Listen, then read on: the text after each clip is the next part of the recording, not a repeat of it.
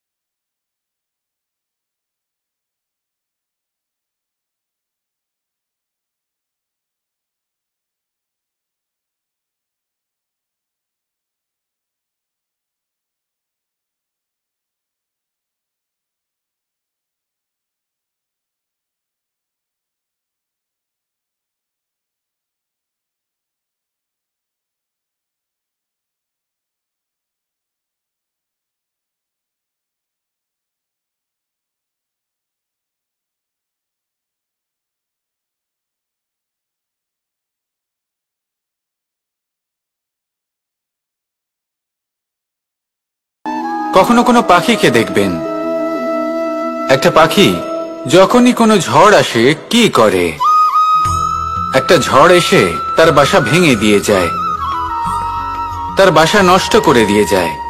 সেই পাখি কিন্তু অপেক্ষা করে না যে কে তাকে এসে সাহায্য করবে, সে কখনো আশা করে না যে কেউ এসে তাকে আশ্রয় দেবে। সে নিজেই কর্ম করে, একটা একটা করে খড়কুটো সে আবার জড়ো করে আর নিজের বাসা পুনর্নির্মাণ করে। প্রকৃতি আমাদের এটাই শেখায় যে আমরা নিজেরাই প্রত্যেকটা সমস্যার সম্মুখীন হতে পারি, কারণ ঝড় অর্থাৎ সংকট আমাদের সবার জীবনেই আসবে, তার সম্মুখীন হতে হবে আমাদের, আর সেটাও নিজেদের শক্তি দ্বারাই। তার সম্মুখীন হওয়ার সময় নিজেদের সংযত করে রাখতে হবে, আর তার জন্য নিজের ওপর বিশ্বাস রাখা আবশ্যক। আর এই কথাটা বোঝাও আবশ্যক যে যত বড়ই সংকট আসুক না কেন, তার সাথে লড়াই করার মতো যে শক্তি প্রয়োজন, সেই শক্তি আমাদের মনেই নিহিত। শুধু সেই শক্তি খুঁজে নিন আর সেই বিপদের সম্মুখীন হন। এই সংসারের কোনো বিপদ আপনাকে বাধা দিতে পারবে না। আসুন আমার সাথে ভালোবেসে বলুন, রাধা রাধা। আমরা সবাই জীবনের সামনে এগোতে চাই আর সামনে এগোতেও থাকি, আর যখনই কোনো ব্যক্তি জীবনের সামনে এগোতে থাকে তখন তার পথে নিশ্চিত রূপে বাধা আসে। তখন মানুষ ঈশ্বরের কাছে প্রার্থনা করে যে হে ঈশ্বর, আমার জীবনে যেন কোনো বাধা না আসে, আর যত বাধা আছে তার হাত থেকে আমাকে রক্ষা করে নিও। পূর্ণরূপে একটি নিরাপদ জীবনের কামনা করে। কিন্তু সত্যি কথা বলতে এই বাধাগুলো কিন্তু কিছু মাত্রায় আমাদের কাছে আবশ্যক। যদি এই বাধা না থাকে তাহলে আমরা সামনে এগোতে পারবো না। একটা উদাহরণ দিই, যখন আমরা হাঁটি তখন এই মাটির একটা আকর্ষণ বল থাকে যেটা আমাদের নিচের দিকে আকৃষ্ট করতে থাকে, সেই কারণেই সামনে পথ চলা কঠিন হয়ে যায়। কিন্তু এই আকর্ষণ বলের কারণেই আমরা সামনে অগ্রসর হতে পারি, কারণ এই আকর্ষণ বল আমাদের ধরে রেখে দেয়। তার জন্যই আমরা মাটির ওপর টিকে থাকতে পারি। যদি আকর্ষণ বল না থাকে তাহলে আমরা ভারসাম্য হারিয়ে ফেলবো, আর ভারসাম্য হারালে এগিয়ে চলা অসম্ভব হয়ে যাবে। সেই জন্য কখনো জীবনে পূর্ণরূপে নিরাপদ জীবনের কামনা করবেন না। এই যে বাধাগুলো আসে তা কোনো না কোনো কারণে আসে। এটা কেন আসছে সেটা বুঝুন, এদের স্বাগত জানান। এর থেকে যে শিক্ষা লাভ করবেন সেটাই আপনাকে এগিয়ে নিয়ে যাবে। আসুন আর আমার সাথে ভালোবেসে বলুন, রাধা রাধা। মানুষ নিজের জীবনে সবকিছু লাভ করতে পারেন, সম্পত্তি, সাফল্য, সুখ, স্বাচ্ছন্দ্য, কিন্তু তারপরেও তার মনে একটি ভয় থেকে যায় যে কখনো যেন এমন কিছু না হয় যেটা ওকে এসে ভেঙে দেবে, তার অন্তর্মনকে ভেঙে দেবে, তার আত্মাকে ভেঙে দেবে। কিন্তু সত্যি কথা বলতে কিছু ভাঙলেও তাতে ভয় পাওয়ার কোনো প্রয়োজন নেই। ভাঙার পরেই কিন্তু নতুন নির্মাণ হয়। এটাই তো প্রকৃতি আমাদের শেখায়। এই দেখুন না, যখন এই মেঘ বিভাজিত হয়, ভেঙে পড়ে, তবেই তো বর্ষা আসে, আর বর্ষার পরেই এই মাটির সিঞ্চন হয়। একটি বীজ সেটা ভাঙার পরে তবেই সেখান থেকে সে অঙ্কুরিত হয়। তাই ভেঙে পড়ার কথা শুনে ভেঙে পড়বেন না। তারপর যেসব নির্মাণ হতে চলেছে তার উপর মনোনিবেশ করুন। আর হ্যাঁ, যদি সংসারে এমন কিছু থাকে যা ভাঙবেন না, তাহলে সেটা হলো বিশ্বাস। জীবনে কখনো কারোর বিশ্বাস ভঙ্গ করবেন না। যখন ব্যক্তির বিশ্বাস ভঙ্গ হয় তখন তার আত্মা আহত হয়। আসুন আমার সাথে ভালোবেসে বলুন, রাধা রাধা। মানুষ যখনই কোনো কাজ করেন তখন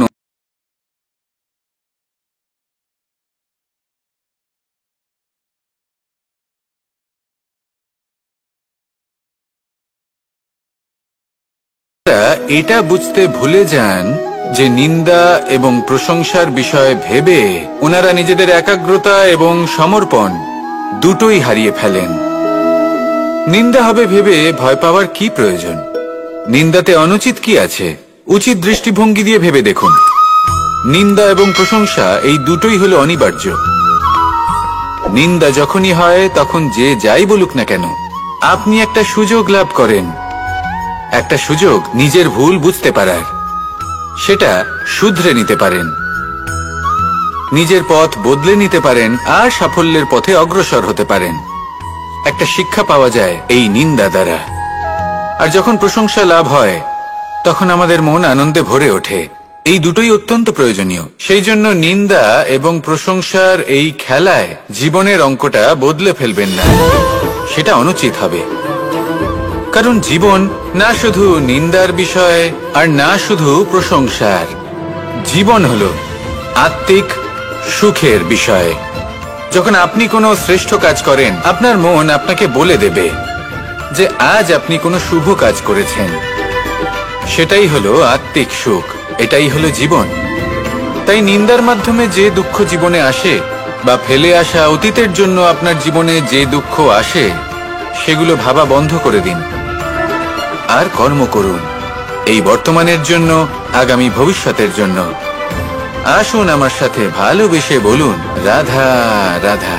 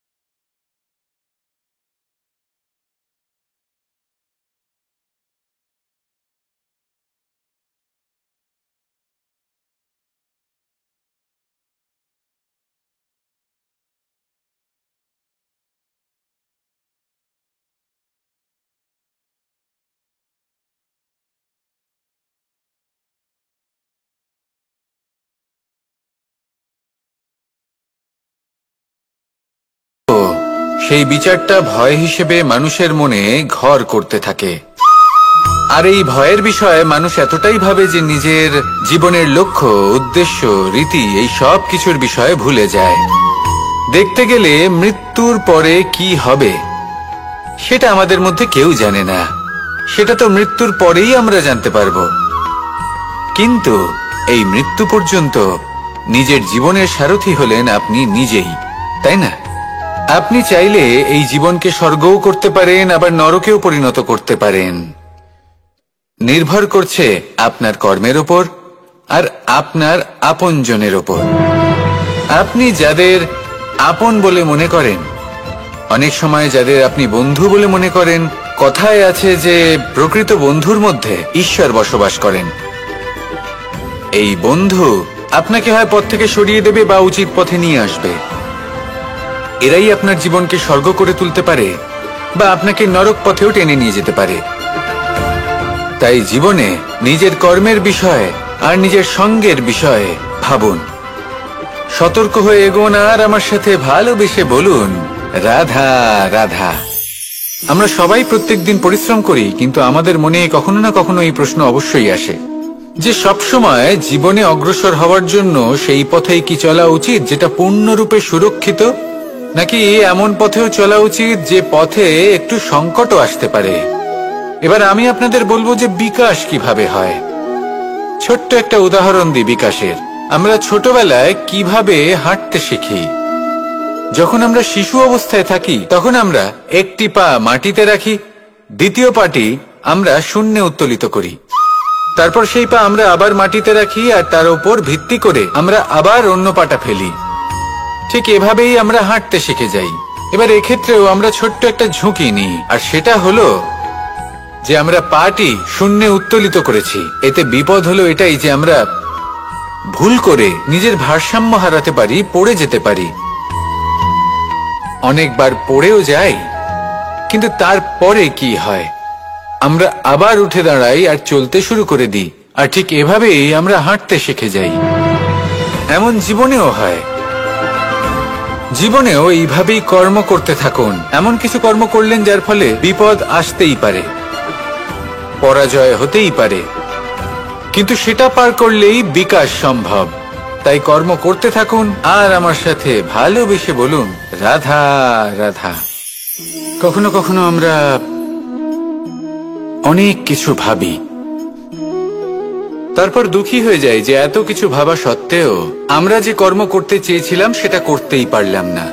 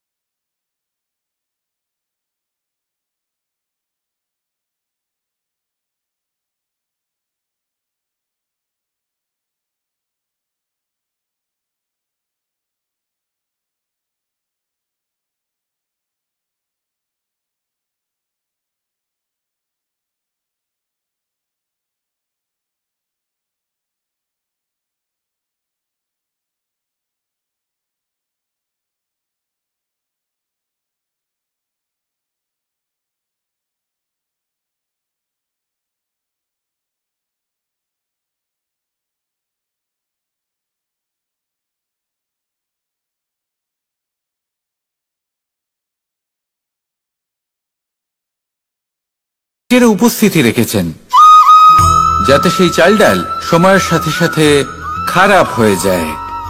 উচিত সময় যদি গ্রহণ না করেন তাহলে সমস্ত সবজি নষ্ট হয়ে যাবে।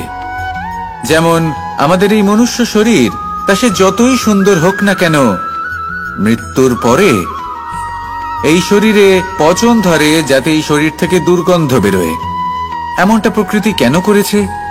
যাতে আমরা যত শীঘ্র সম্ভব সেই দেহের অন্ত্যেষ্টিক্রিয়া করতে পারি, তাকে বিদায় জানাতে পারি, আর তাকে পঞ্চমহাভূতে বিলীন হতে দিতে পারি। প্রকৃতি যেটা করছে সেটা অনুচিত নয়। প্রকৃতি এই কারণে এমন করে যাতে আমরা কর্মবন্ধনে আবদ্ধ থাকি, মোহর বন্ধনে নয়। যেমন ধরুন এই শস্য, ধরুন আপনি চেষ্টা করছেন এই শস্য পেতে এবং আপনার জীবনে সেই শস্য আপনি লাভ করছেন অত্যাধিক মাত্রায়, তাহলে তা ভোগ করুন আর বাকি শস্যটা সবার মধ্যে ভাগ করে দিন, যাতে অন্যেরও পেট ভরে তাতে। যদি আপনি সাফল্য লাভ করেন, শ্রেষ্ঠ কর্ম করেন, শ্রেষ্ঠ ব্যক্তি হয়ে ওঠেন, তাহলে কখনো অহংকার করবেন না, অহংকারী হয়ে উঠবেন না। সেই সাফল্য, সেই শ্রেষ্ঠত্বর সদ্ব্যবহার করুন অন্য কারোর জীবন প্রকাশময় করার জন্য।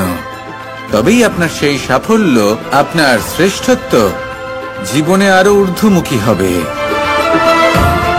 সবার শেষে আমরা সবাই পঞ্চমহাভূতে বিলীন হয়ে যেতে চলেছি। উচিতভাবে এই জীবনের সদ্ব্যবহার করুন, কর্মের সাথে জড়িত থাকুন, এই প্রকৃতির পথপ্রদর্শন মানতে থাকুন, আর আমার সাথে ভালোবেসে বলুন, রাধা রাধা। এই ফুল কি সুন্দর হয়, তাই না? মন মোহিত করে দেবার মতো রং, সুগন্ধ, আর এতটাই কোমল হয় যে খুব সহজেই আপনি একে পিষে দিতে পারেন।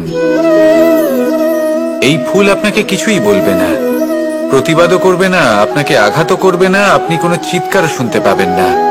শুধু যাওয়ার সময় আপনার হাতে মধুর একটা সুবাস রেখে যাবে। কিন্তু এই কাজটা আপনি কাঁটার সাথে করতে পারবেন না। কাঁটা আপনাকে অত্যন্ত যন্ত্রণা দেবে, সেটা আপনিও জানেন। এবার এই ফুল আর কাঁটার মধ্যে যে পার্থক্য, সেটাই হলো পার্থক্য সজ্জন এবং দুর্জনদের মধ্যে। কখনো কখনো আমাদের জীবনে এমন কিছু ব্যক্তি আসেন যারা অত্যন্ত কোমল, তাদের আমরা দমন করে বসি, আর বেশিরভাগ সময় তারাই আমাদের সবথেকে বড় শুভাকাঙ্ক্ষী হন। তারা চাইলে বিরোধিতা করতেই পারেন, চাইলে আমাদের উপর প্রহার করতেই পারেন, কিন্তু তা করেন না। আর এই কথাটা আমরা তখন বুঝতে পারি যখন বাস্তবে আমাদের সামনে কোনো শত্রু, কোনো দুর্জন ব্যক্তি, কোনো কাঁটা বাধা হয়ে দাঁড়ায়। তাই জীবনে কোনো ব্যক্তি যদি নীরব থাকে, কোমল হয়, তাকে দমন করবেন না। হতে পারে সেই ব্যক্তি আপনার জীবনের সবথেকে বড় পুঁজি হয়ে ওঠেন। আসুন আমার সাথে ভালোবেসে বলুন, রাধা রাধা। এই সংসারে এক, এই সংখ্যাটি অত্যন্ত শক্তিশালী। আপনি জীবন যাপন করেন একবার, জন্মগ্রহণ হয় একবার, মৃত্যু আপনি একবারই লাভ করেন। এই এক সংখ্যাটি অত্যন্ত গুরুত্বপূর্ণ।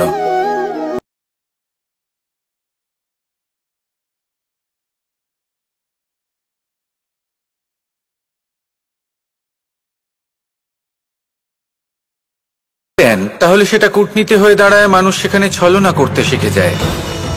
এবার যদি আপনি এককে একের সাথে মিলিত করে দুই করে দেন, তাহলে সেটা গণনীতি হয়ে দাঁড়ায়।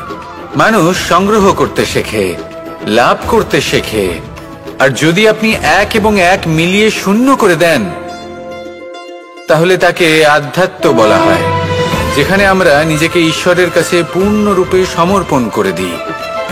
আর যদি আপনারা এক আর এক, এই দুইকে মিলিয়েও একই থাকতে পারেন, তাহলে তাকে প্রেম নীতি বলা হয়।